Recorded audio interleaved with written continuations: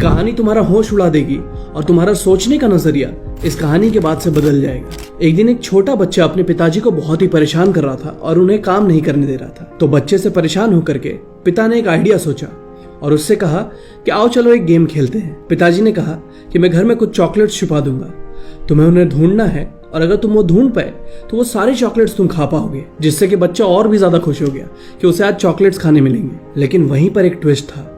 पिताजी ने 3 चॉकलेट्स छुपाए और तीनों पे नंबरिंग कुछ इस प्रकार से किया 1, 2 एंड 4।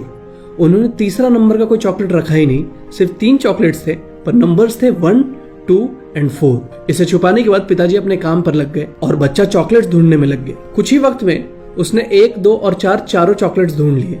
बट उसने देखा कि 4 नंबर का चॉकलेट है, इसका मतलब कि 3 नंबर का भी चॉकलेट कहीं ना कहीं तो होगा ही होगा।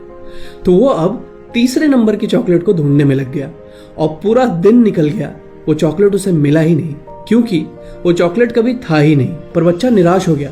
उसे लगने लगा कि क्या पता तीसरे नंबर वाला जो चॉकलेट होगा वही सबसे ज्यादा टेस्टी हो, वही सबसे ज्यादा मजेदार हो और मैं वही नहीं ढूंढ पाया। तो जो बाकी चॉकलेट्स उसने ढूंढे थे उसको भी वो ठीक से एंजॉय नहीं कर पाया क्योंकि वो हमेशा ये सोचते रहा कि तीसरा नंबर वाला चॉकलेट कहाँ होगा और मैं उसे कैसे ढूंढूंगा। पर जैसा कि हम जानते हैं कि वो तीसरा नंबर वाला चॉकलेट उसे कभी मिलेगा ही नहीं क्योंकि वो कभी था ही नहीं। और इस कहानी से बहुत कुछ हमें सीखने जैसा है कि हम भी अपने जिंदगी में कुछ ऐसी चीजें ढूंढने में लगे हैं जो कि हमें पता ही नहीं कि वो है भी या नहीं, पर उसे ढूंढने के चक्कर में जो चीजें आज हमारे पास हैं हम उसे भी एंजॉय नहीं करते, हम उसे भी पूरे तरीके से नहीं जीते क्योंकि हम हमेशा यही सोचते हैं कि काश मेरे पास एक अच्छा जॉब होगा, काश मेरे पास एक अच्छा बिजनेस होगा, काश मेरे पास एक अच्छा घर होगा, काश मेरे पास अच्छी बीवी होगी, काश मेरा ऐसा कुछ एम्पायर होगा। और हम हमेशा वही तीसरे नंबर की चॉकलेट को ढूंढने में लगे रहते हैं जो क्या पता हमारी जिंदगी में कभी होगी भी या नहीं होगी, जिस चक्कर में जो आज है हम उसे भी एंजॉय नहीं करते। हम अपने प्रेजेंट फैमिली से भी सेटिस्फाइड नहीं होते,